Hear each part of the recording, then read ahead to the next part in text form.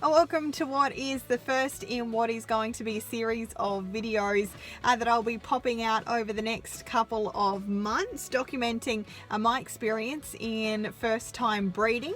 I'll be breeding my very first standardbred this year for the purposes of harness racing, and I'm very excited to be breeding for the very first time. It's a part of the industry that I haven't been involved in the past, so it's a very different thing for me, and I'm looking forward to it. And I thought it was a perfect opportunity to document it as well for those who maybe are thinking about breeding in the future, or maybe are just interested to see what the process is, because it definitely is a process, and I'll be popping them in, or I'll be popping the process into video format over the next couple of months. A bit of a background to the broodmare that I will be breeding with this year. Her name's Montana Marie, and my family was lucky enough to race her across her career.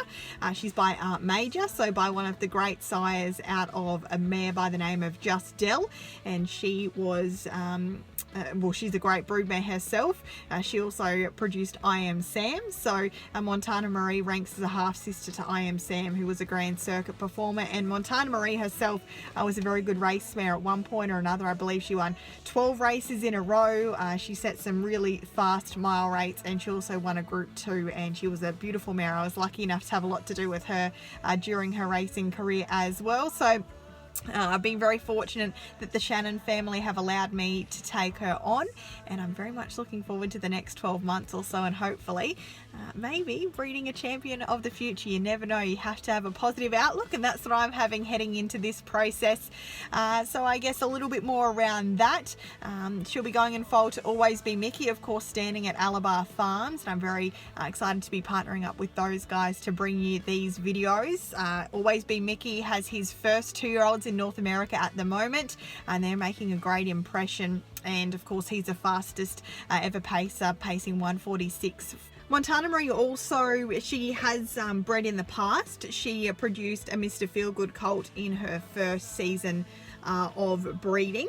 But unfortunately, since then, she's had a few issues. She's missed a couple of times. She's slipped a couple of foals, and she also had a foal last year, but unfortunately, due to an accident, that live foal passed away. So she hasn't had a very good run of things. So I'm very lucky to be working with Dr. Tori Doyle of Westvets to hopefully have a bit of a better outcome this time round. She's too good of a mare to give up on, so that's why I sort of put my hand up and said, okay, we're going to do this, and I'm definitely dealing with the best of the best. So she's been a bit of a problem breeder in the past, but hopefully that's in the past, and we'll do everything by her to ensure that she can have hopefully a very healthy and happy and fast foal. Stay tuned over the coming months. I'll be documenting it all on my trusty iPhone, and I will be dealing with Westvets at Marburg and Dr. Tori Doyle over there. So she's been lucky enough to let me bring the camera along. So enjoy.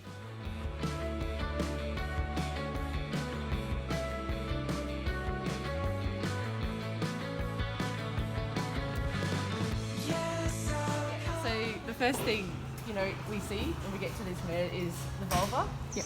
And so we want to make sure that we've got a nice vertical vulva. The pelvic brim is here, and we want the vulva to be below this pelvic brim. She's got most of it below there. Mm-hmm. So there's she's got probably this little much up there, so she might benefit from a caslick, just a little one that'd go from there to there. And the whole idea of that is to stop things getting sucked into the vagina and the cervix, which is like poo and air and stuff, so which can just contaminate your cervix and therefore your uterus, and you get issues. So, but we'll have a look now at the rest of the mare.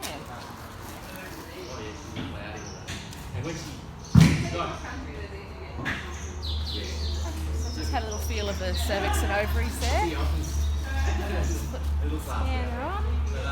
Her first time she got spat, and it wasn't even a jump to the water, it was just that crushed us. The first time she did a 60 out there, there was a spot of it. So straight away, what we've got here, this is her bladder, and this is the uterus here. Straight away, we can see that there is a pattern in this uterus, so it looks like a wagon wheel or a cut ring. So there is edema there in that uterus. This is her left ovary, this whole thing up here. And we're looking at the follicles that are growing on this ovary. So she's got quite a lot sitting there. That's probably like the biggest one she's got. We can just measure that. And so what we're going to do is we're going to measure these follicles, and we're following the size of the follicles and the growth. And that's how that and the combination of the uterus and the cervix, what they're doing, is how we know when to order semen. Okay. So you need to know really if they're growing like... Correct. And look, at this stage, she's got, like, so these are healthy follicles. They're small. See this one? It's got the speckle thing in it. That's just not a healthy one. Okay. It might have been there for a while, or it's getting a bit of blood in it. But looking at, so she's got quite a few sitting there. That's another one that's probably bigger. So we'll just scan there. So we've got a 30 mil there. And then, so this is the left horn of the ovary, of the uterus. So the uterus is shaped like a T in the horse. So you can come from the outside, go through the vagina, you hit the cervix. You've got the body of the uterus. You've got the body of the uterus, and then you've got the left horn, and then you've got the right horn. So I'm coming down off the left ovary onto the left horn of the uterus, and I'm just scanning across now to the right horn. And she's got quite a strong pattern there.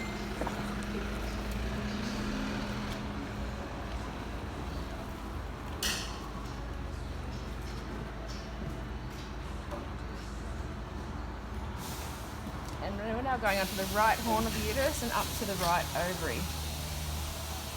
Which is just at my fingertips. Okay, so again, she's got several large follicles sitting there. Well, large-ish. They're certainly not something I would say we're going to be ordering semen from or anything. Okay. So the biggest one there is a 32. So we'll just come back down that horn, and we're just going to have a look. She's got what looks like some little cysts in the uterus, but they're a bit hard to tell when they're so edematous. Yeah. So she's probably got little cysts potentially there. There might be just one there. And that just tells me we've got a uterus that's older than 10 years of age. Okay.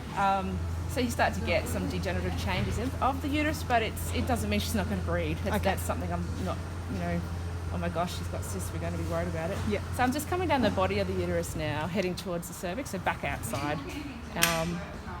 There's another little cyst there.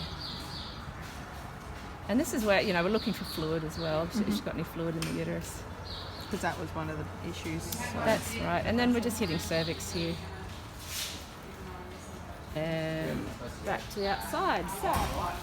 So the bottom line is she's certainly in season, okay, with a lot of edema, almost too much edema. Okay. So even if I think you didn't come with that history that she's come in, I would recommend that we did a culture to start with. So when you say a culture, for someone who has no idea, what is that? Yeah, so a culture, so basically we want to know if there's any bacteria that are sitting in the uterus that's driving that, the edema that she's got there. And also from the history, she's got this history of potentially difficult to breed and lots of fluid. So instead of breeding her and then she's not going in file and we're like, oh, maybe we should now see if there's a problem. Yeah. What I'm suggesting is we start right at the beginning and see if there's a problem right at the beginning. Make sure we're starting with a clean slate and that there's no not wasting our time. Bacteria. Yeah. If there is bacteria there, we need to then devise a plan for treatment. Okay. And then look at the breeding rather than doing it the other end, yes. which is, spending all this money then going, let's now see if there's a problem and see that have we got anything that we need to deal with and treat. Yeah. Looking at what those ovaries are doing, I think potentially she still could be transitioning. Okay. So I'd probably look at her again maybe Friday or something like that. We'll need to look at see when the collection days are and stuff, but get the culture. Cultures take about 48 hours to get back and see whether we're getting any decent growth. I'd want to see a follicle that's getting sort of 40 plus to know that we've got something that's dominant and going to actually ovulate. So this time of year, we're going through a spring heat transitions and we just need to see an ovulation before we know we're right to actually keep going. Yep.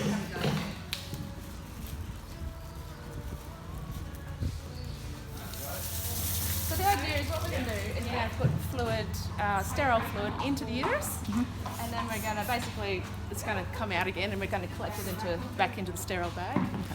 And and then we spin that out and get a bit of the bits at the bottom, and we send that off to culture. So.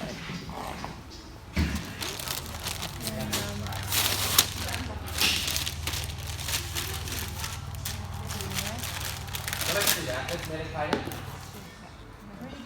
No, I'm not. I'll just check the glass of dish.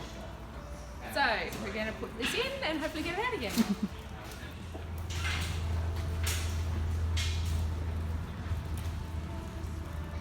How tall is she?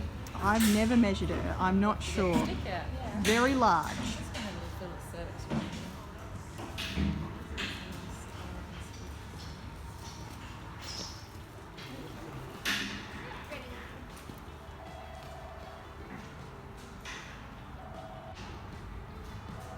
Did I see you warm that up?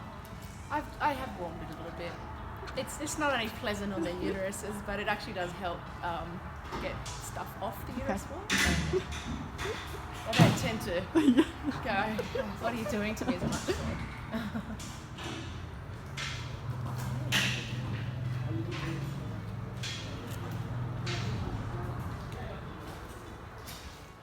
So that's a bit of an insight and a look into our first trip to the vet this morning to get Montana Marie scanned. So hopefully that gave you a bit of an idea of what goes into it all. And yeah, we have a few things to work through with her. So that culture will have been sent off for testing, and we'll have the results back from that within the next 48 hours. And then we'll take her over again on Friday and measure those follicles again, see if they've grown, and then we'll get a bit more of an idea as to where she's at and when we can potentially order the semen for Always B Miki from Alabar Farms. So that will be the next step. Hopefully you've enjoyed this. If you have any questions, feel free to let me know and I'll do my very best to get them answered. Tori is fantastic, so no doubt she'll be completely open to that. But yeah, hopefully you've enjoyed it and it's given you a bit of insight into what it's like to start the breeding process.